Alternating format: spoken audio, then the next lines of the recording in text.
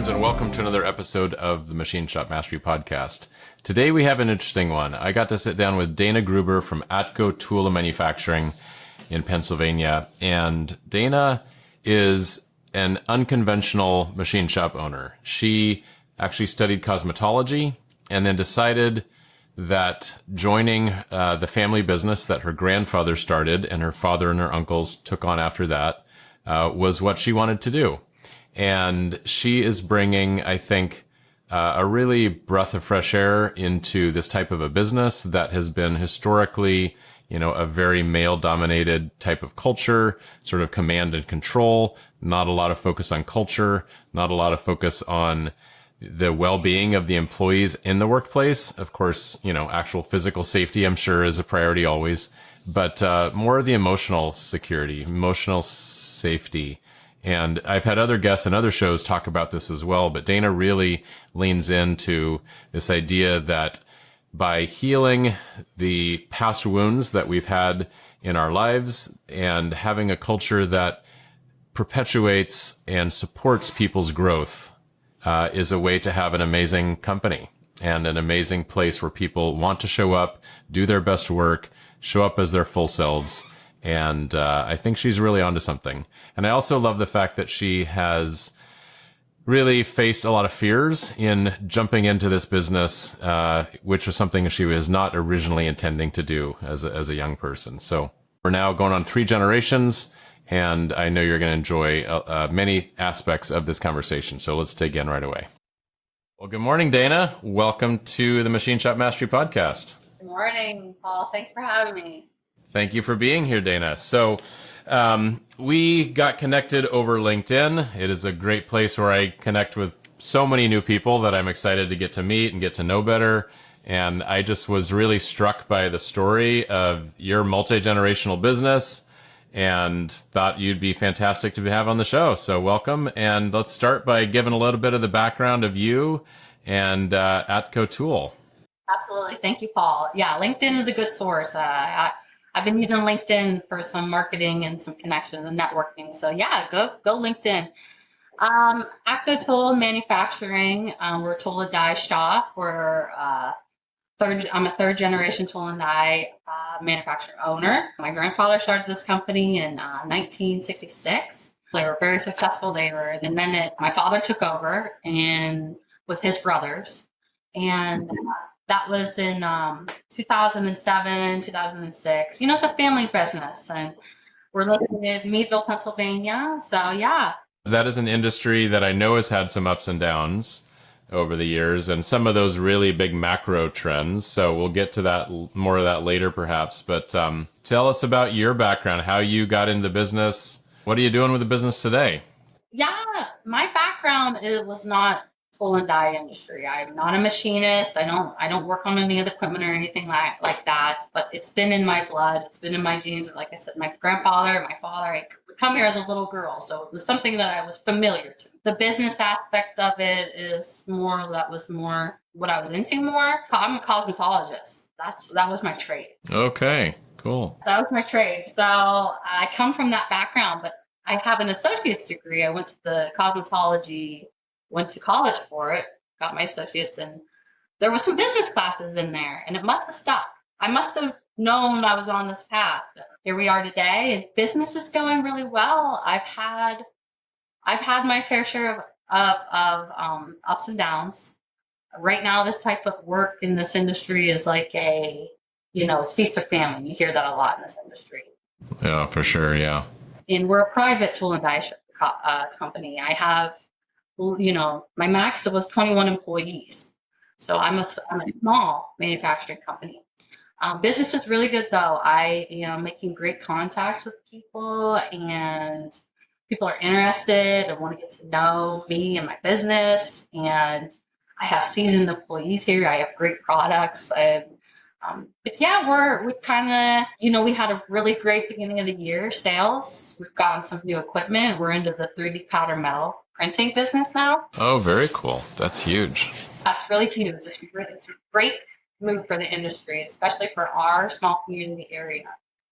I've got quite a bit of competitors here. My neighbors, I have tool and die shops all over the place here, but great relationships with this community. It's a great community. But yeah, we're trying to we're trying to push the change here in the industry to get with the 4.0 industry that manufacturing is going towards. Yeah. So tell me, you were in cosmetology doing your thing. You had come to the shop as a little girl. I've heard this story so many times of young people saying, no, I'm not going to go into the family business. I'm going to do my own thing. And then they end up getting sucked back in, being drawn back in, being whatever the story is. Let's hear your story of how you ended up coming back into the business. My cousin actually had got me in here. She's no longer here. She was my past partner. I had worked here at ATCO in high school, and I worked here in the summer. And I did data entry, and I did did office work. So I had experience. I knew what it was like to be here. Well, she ended up becoming my client, and she invited me in. She was your client in cosmetology. Yeah. And you started chit-chatting about ATCO Tool again. She needed help. Got it. Okay, she needed some help. Okay. That's how I ended up. And my dad was a supporter. And of course, that's part of his succession was to have me come in here. And he was proud, and I was proud to be here. And, I came in part-time to get my feet wet again, to really let this sink in. So I did hair on the side. I worked here. I cleaned the shop here. I cleaned the toilets, cleaned all around, and really took my time to, I probably took a little too much time, but I took some time to decide that this was a big step. Yeah, for sure. It's huge. But I was ready. And 2 years after that, I came in here full time and worked with the quality department for a little while, writing out inspection reports, learning the lingo of the prints, what all the, the mathematical part of it, just basic knowledge in there. Would communicate with the guys, I'd go around and I'd ask the guy, a lot of gentlemen work here. I'd ask the men, what does the machine do? What could I run this machine? Oh yes, you could. So it built some confidence, and I was interested. I stayed, and that was 2012. 2012. Okay, so that was what is that? 13 years ago now. Yes. And when did you take the title as president? 2020. It was 2022. I'm sorry. 2022. Okay, so you're about 3 years in. Is your dad still coming into the business, or your uncles? My dad is still coming in here, which is very to me, and it's a very beautiful thing. He's our driver. He's our retired driver. So it's awesome. It's so cool. It's good to see him, and he gets to, I said, work some sales. He was the estimator here, so work some sales for me, Dad. And he loves people. That's his trade. So he is so excited, and I'm sure he loves to see his daughter taking over and working the business. And he's probably proud. He's really proud. Yeah, undoubtedly. So give us a snapshot, just for people's context, about what the business looks like today. So you got some new machines recently. What does your kind of equipment list look like? How many employees do you have today? Today we have 17 employees. I have a mill department, 3 mills, 3, 4, 5 mills. I have lathe department, which is round work, mill is square work.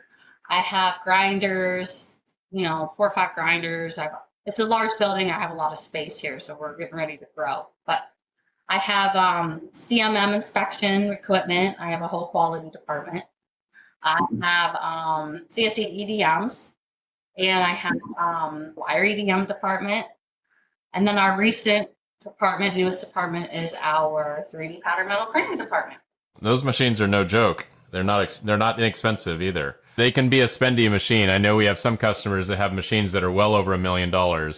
Depends on the size, of course, but it is an investment, and it's obviously very new technology. I'd love to learn a little bit more about why you decided to go that way. Is it to get, near net shape molds that you can then do some finish work, or, really be cost competitive or lead time competitive? Maybe you want to share a little bit about that. Yeah, initially when I got into it, it was the added tool. It's the added tool, an added machine, added tool, a new feature, something new that ATCO could be set apart. When I got into this business, like I said, we have a lot of competitors around here, and when I got in here, I'm like, okay, I'm new. Let's get something new. And I had heard about 3D printing, and I was willing to take that risk. And I'm here to help the industry. I'm here to help manufacturers get to know this. There's been a lot of fear around this new any new equipment, anything new. There's fear involved. So Yeah. So tell me, when you took, I guess there was a bit of time from the time you joined till the time you became the president.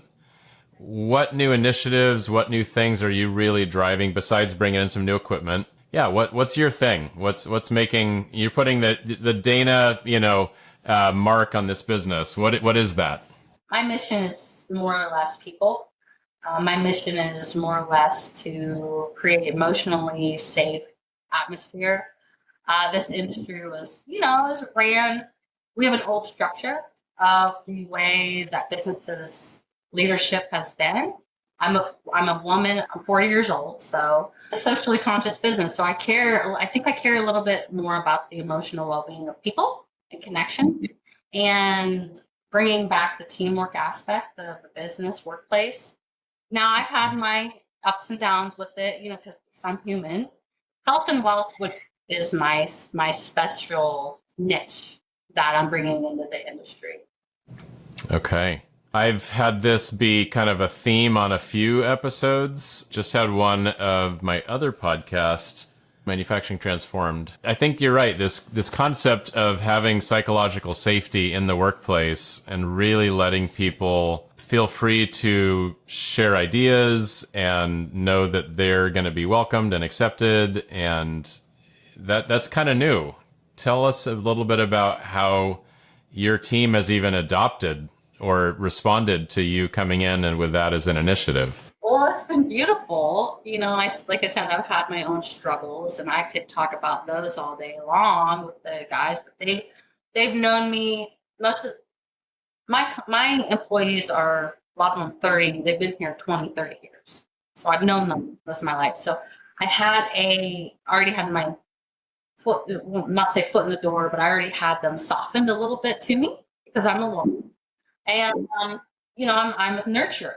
I have my mother, and a lot of people were just going to say in this industry, specific, I mean, all across this area, because I don't travel too much yet, but in this area are not healed.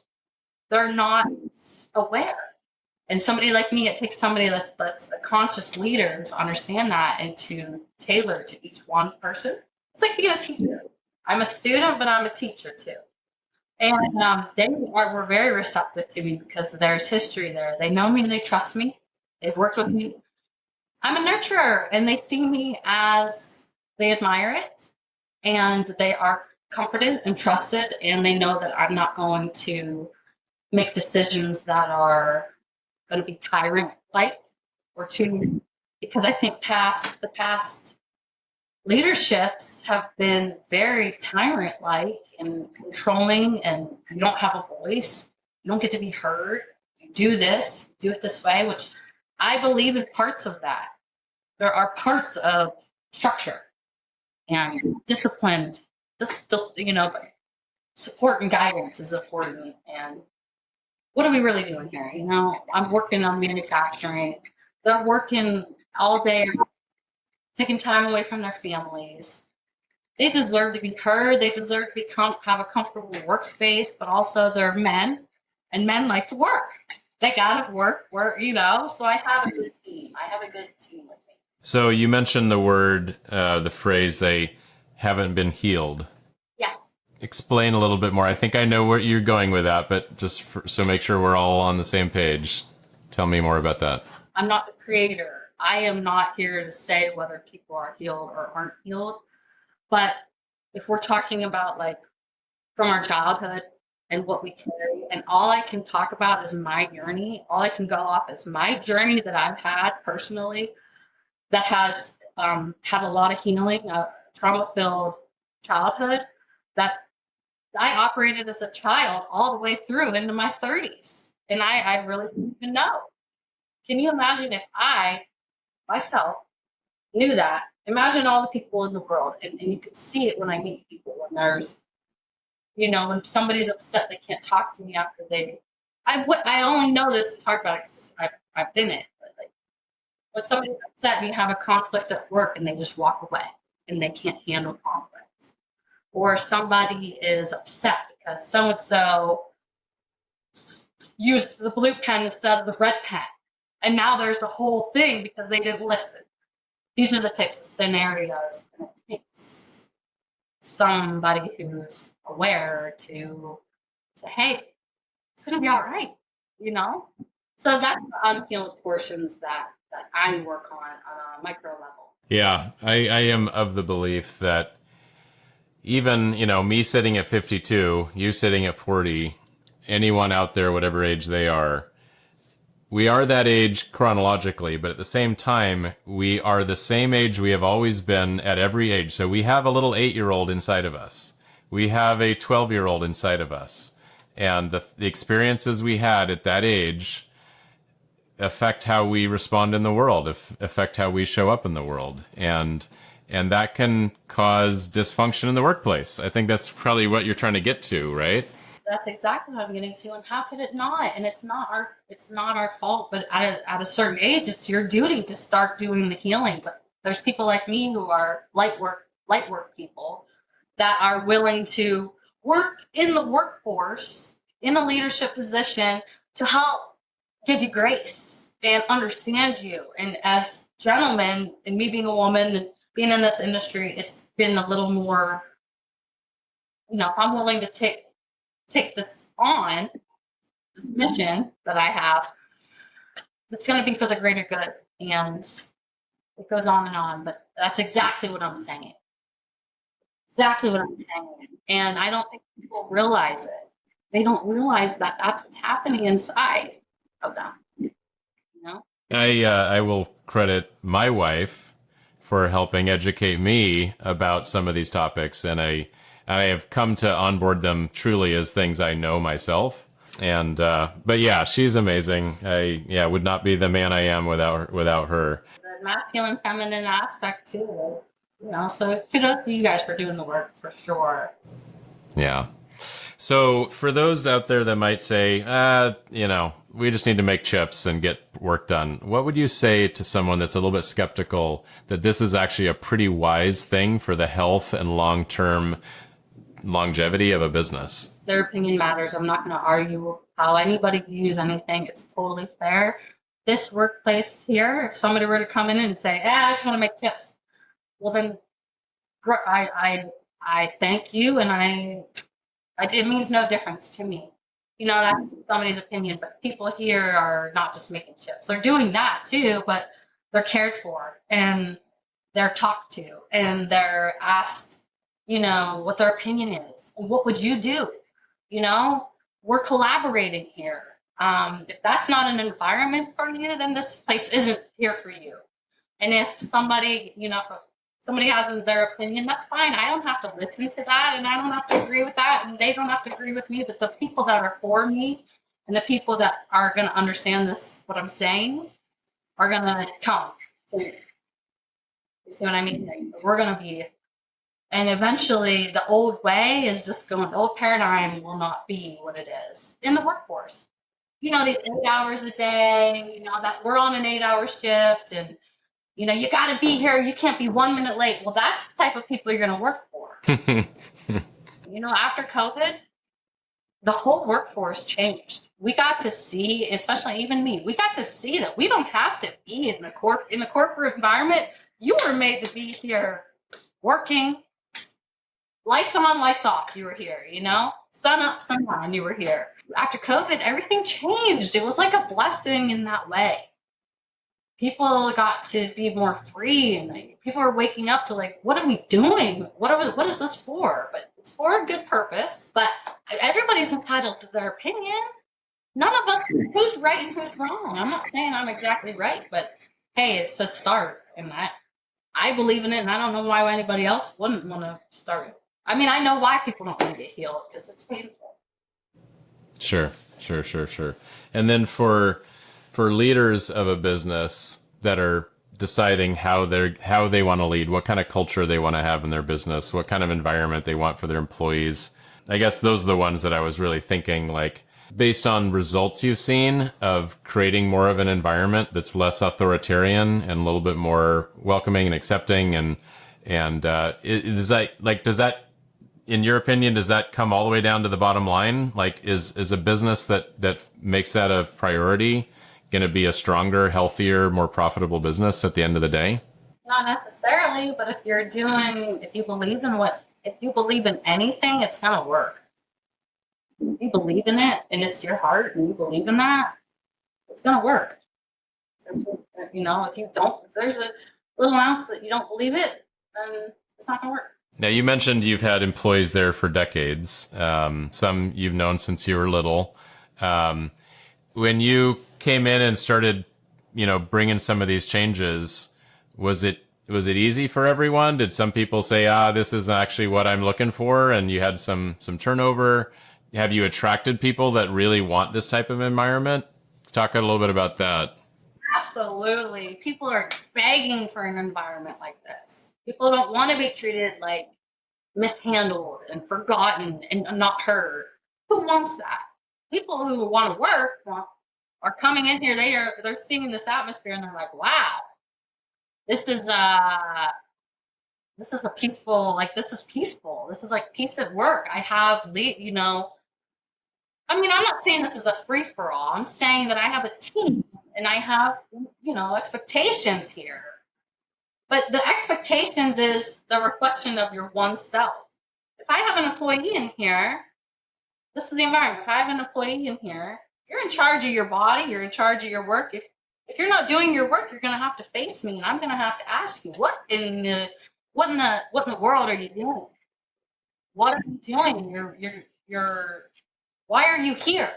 If you're not, you're going to work. This is what is expected, but you're going to let yourself down. I really don't have to manage much in that realm because we are human. We're all the same, really. We've just all been through things. But I've had success with I've had some turnover here. I've had some people that couldn't get out of their own way, that didn't agree with how this was ran. So as you come in and recognize that, the culture, the way it was, isn't exactly what you want to have going forward, what are some of the things, the actual tactical things that you've been doing in the shop, out with the team? Are you establishing core values? Are you working, just having meetings about it? What are you actually doing that people might be able to follow and replicate? Yes, meetings, teamwork, collaboration, writing people up. That was a big thing. I've come back and forth. I just don't believe in writing people up. I just don't know successful, and I know a lot of people do that, and I've had success. I am able to go and confront somebody, have a connecting conversation, just like I said, and say, hey, I need to be able to depend on you here. I'm not expecting the world from you. I'm not expecting you to this and that. So getting rid of those old structures like that helped. Yeah, that makes sense. And I imagine there's some people that really welcome that, and some people are like, seems a little weird because I'm not used to my boss talking to me this way.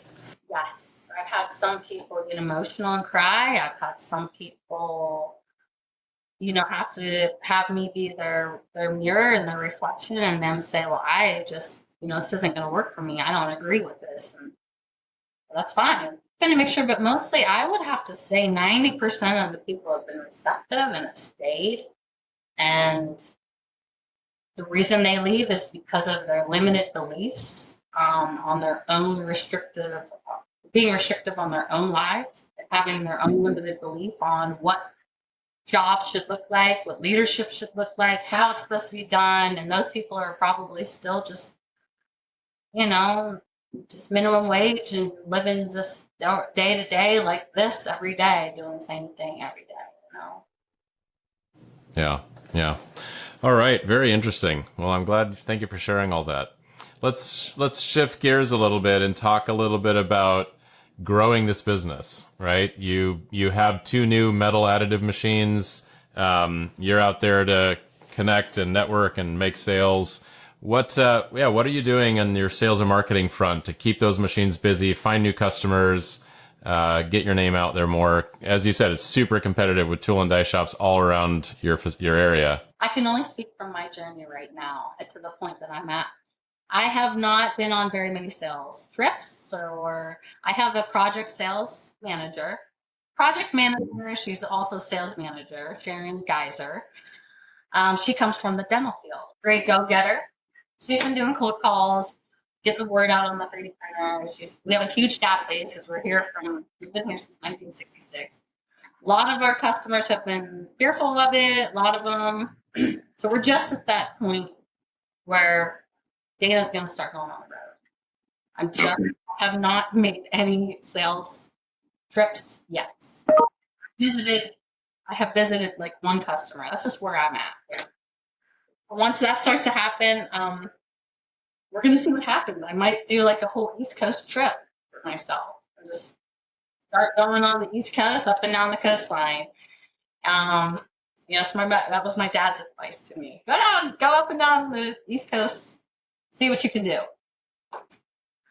Some trade shows. There's some trade shows coming up. I don't have the list in front of me or the name of all of them. I could have pulled out there, but I'll be going to some trade shows with my printer is an exact metal printer, so I'm gonna hang out with the exact team possibly and get some networking going. Manufacturers Business Association. I don't know if you're familiar with that. Manufacturers businesses. I'm familiar with the NTMA, but not that one. Maybe it's just local to this area, but they have some networking things going on. Oh, I'm also going to be the MMA magazine, Modern Machinery magazine is going. They're going to be doing a video here. They're going to come here. I'm going to have a national ad in their video on August 20th. So I'm not sure when that's going to go out. That's going to be a national. I'm going to have a case study done right now with SimQuest. They are well known. I think they're like a global, national, well known. So they did a case study on me. That's going to be going out on ATCO. When I say yeah, so I'm just starting to travel. I'm going to start sending LinkedIn. LinkedIn posts. I have a TikTok post for ATCO Tool. I post some TikTok videos on there, and I have my own personal TikTok. I have a marketing department. It's just one guy that I have, and he does some marketing on the side. He's in Colorado, so he's remote. And I just, pay him a little bit for that. But so he takes care of the Facebook and all that stuff. Super cool. All right. And how do you feel about your client diversification right now in terms of how much of your business is in any particular client or even industry? And what are you doing to diversify that? A big portion of our work is the space intelligence industry right now. Space intelligence. Cool. All right. Putting stuff into space. That's what we're doing. So we're just getting into some aerospace. Well, we're into the aerospace with space intelligence. We're getting into larger clientele with aerospace. We're getting ready to get a large contract, not from SpaceX, but subcontractors from SpaceX. That's in the works. Space intelligence, but I'd really like to diversify the industry with the 3D metal printer. We can get into the dental industry. That's something that I want to explore. Automotive, that's always a big one. I just got off a call with somebody from LA, and she's in Hollywood, and they work with 3D metal printing for their creative art. And so she's got us in our database, and she's, I can connect with well-known Hollywood artists that want to get into the powder metal for their artwork. Yeah. Well, I'm curious to ask because, you obviously have tool and die or tool and manufacturing in the name of your business, but it sounds like you're not making as many tools perhaps as you are end products for different industries, right? If you're making parts that go into space, you're making the end product, not the tools that make something else. It's a mixture, yeah. Okay. And has that been a shift over the years? Were you guys really a tool shop for a long time in the history, and now you're kind of pivoting into more end parts? We're like prototyping. We are special tool and die right now. We don't do so much production. It's just, yeah, we make fixturing that are tools, that help measure tools that are going on and onto the end product for the end product. We make parts of the end product, fittings and this types of things. And we're getting into the mold making business. Mold, cavity and core. The cavity and core 3D printing is a big thing going on right now. We're making cavity and cores for plastics. And specifically with those machines, are you printing the base mold and then finish machining the surfaces? Right, we're doing either way. We've gotten it all either way. We've had the whole mold done. We've had it sent away. We can't do the larger, bigger parts here, but the mold bases. But we've done the whole thing, and then we've done just the cavities and the cores that go together. We can do it all. Okay, very cool. I like that. We're all around, all one-stop shop here. Nice. Now, I'm curious to hear your answer, because this might, be in alignment with some of the things we talked about before. Some companies are fairly closed book with their teams. They don't share pricing. They don't share how the company's doing. But some, like my shop that I used to own, we were pretty open book. We would meet every month. We'd tell them if we had a profit, a loss, how we were doing. What's your philosophy on doing this with your team? I'm pretty open about it. I share profit and loss. I share when we're doing well. I share when we're not. I share if I can, offer pizza parties and taking you out to lunch and doing all these things. And when you can get it, if I can give you profit sharing, I share with my team our weekly AR to show where we're at with shipping this dollar amount. So the management team they're pretty aware about all of that. Got it. Okay. Let's talk about that management team. What does that look like? What kind of people do you have in different roles? I'm the president. I have a quality manager. I have a general foreman. And I have a sales project manager, office manager, and a finance department. So that's my admin areas. I have an estimator, project estimator as well. And then, of course, I have everybody who mans them, all the gentlemen who run the machines, all the operators in the shop and the machines I talked about. But management is good. It's great. I am looking for a COO, though. I am looking for somebody who is ready to grow in this type of environment, who believes in the change that is needed in this industry, that can help me run this business the way that the vision see the vision through.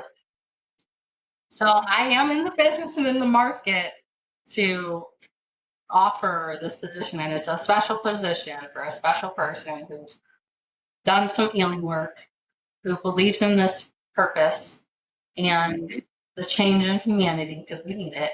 And somebody who's not just living remote, like just living off the land, doesn't want to engage in the society, so I need a partner. That's what I'm looking for, and that's what I'll get. Yeah, maybe someone listening will that will resonate with them, and they might reach out to you. Beautiful area, and there's so much potential. I mean, this place has so much potential. We have a lot of great equipment, and our name is well known. And it's just I'm right there. I'm about to jump through the hoop here and get to the other side. So when you and the management team are running the daily, weekly, monthly operations, what are some of the metrics that you track, and how do you make sure that things, are being improved and worked on, and kind of forward momentum that way? We have my quality manager. We're ISO certified and AS9100 Indeed. Certified. So we have a lot of metrics that we follow for that, and our quality manager, he handles all of that. We have once a month management meetings, and he has weekly production meetings. They have weekly production meetings, all the managers every Monday here, so everybody's on the same page. And he conducts the meetings. They go over their metrics on what's shipped, what's not shipped, what's open, how long it's been open, this sort of thing. Right. And then work to improve it each week, I imagine.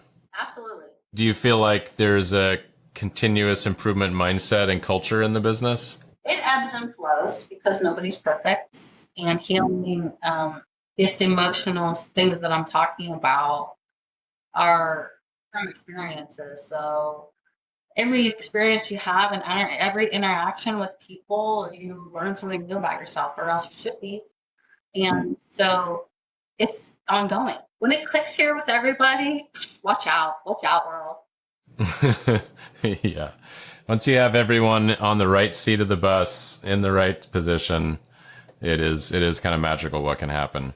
What are some of the biggest challenges you're facing today as a business?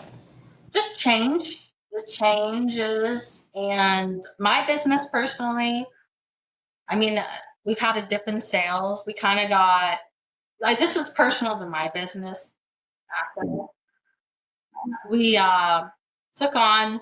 we learned our capacity. We had a big challenge with our capacity this past year.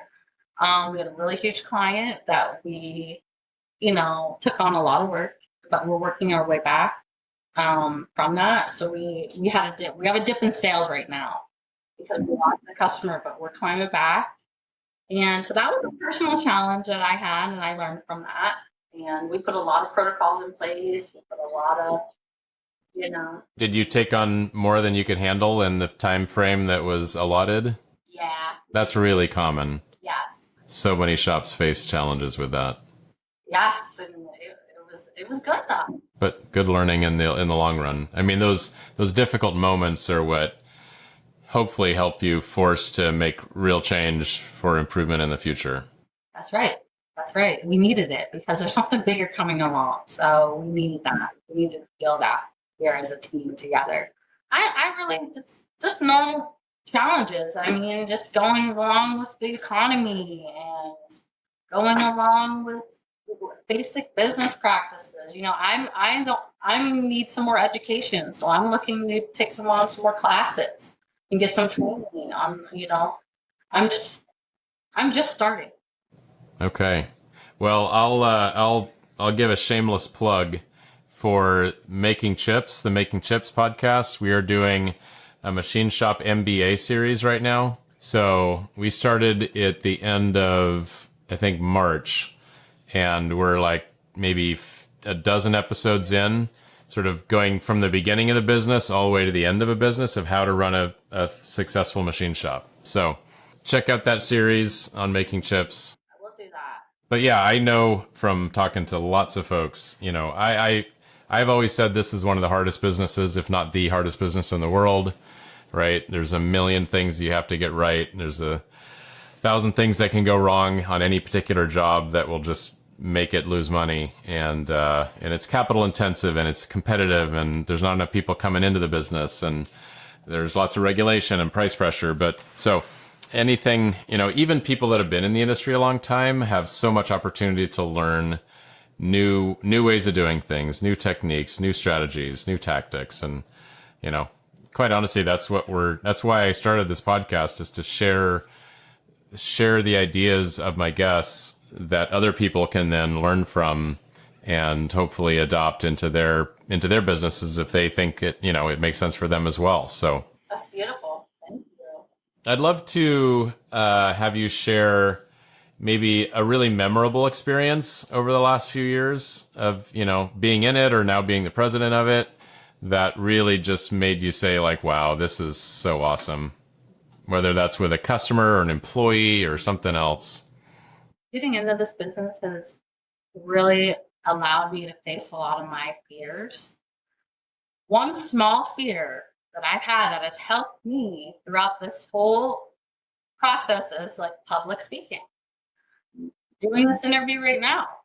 Prior Dana, prior to this job, I would have been not sleeping at night. I would have not been able to think about anything else but what I'm going to say, how I'm going to say. Did I say too much?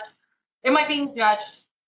This business, being in this, taking this position, taking it seriously is, I face that fear, and that is no longer a fear. It's moments like that. Yeah, believe it or not, I also used to be deathly afraid of speaking in front of others. Absolutely petrified. Just could not do it. Could not do it. Look at you now.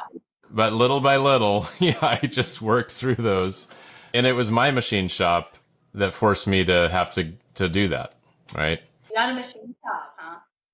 Yeah, I started a machine shop right out of college. We grew that shop to about 75 people, about 32 machines, and then we sold it and started our software company, ProShop. And now we have over 100 people in that business. But I do this podcast out of passion because I've seen so much over my decades and I know how hard the business is. And many people, probably like your grandfather and father, they were very technically strong, but maybe not on the business side quite as much. Certainly not with some of the philosophies that you're bringing about having a, really great work culture. But even just the nuts and bolts of, the balance sheet and the financials and the metrics and motivating people and all the things that are non-technical, which so many folks in this industry have a hard time with. So some are amazing at it. And a lot of the folks that on the podcast, share the things they've done that in that part of the business that are really non-technical. We're not talking about feeds and speeds and cutting chips and what cutting tools you're using and all that stuff. We're talking about the other things. And so I appreciate you sharing today what you've been bringing to the industry. And I know that the industry needs to move towards the direction that you are trying to take your business as well, right? Another thing that maybe you might really enjoy listening to, a good friend of mine, Jim Mayer, has a podcast called Manufacturing Culture Podcast. So he's right up your alley on culture being such a huge part of an effective business. So that's another piece of learning you could check out.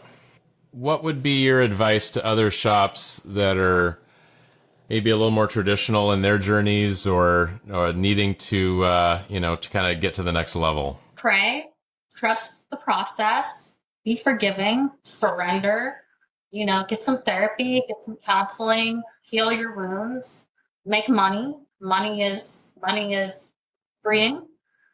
Share money, service, give back, keep going, don't stop. And if you're not meant for this and if you're not meant for this, accept it and let it go and try something else. That was very succinct advice. I love it. I love it. All right. Awesome. Well, Dana, if people want to reach out, learn more about you, learn more about ATCO Tool Manufacturing, where would you direct them to go? My email is Dana, DANA, @atcotool.com. Our website's www.atcotool.com, ACTCOTOOL. That's where you can reach me. I'm on LinkedIn, I'm on TikTok, so you can find me there as well. All right. Well, Dana, thank you so much for being on the show and sharing your journey, your perspective. Really appreciate it. And I think it's a breath of fresh air that a lot of shops could well take a lesson from. So, yeah, appreciate you sharing today. Thank you so much for having me, Paul. Really great thing. I believe in what you're doing, too. Thank you so much again. Cheers.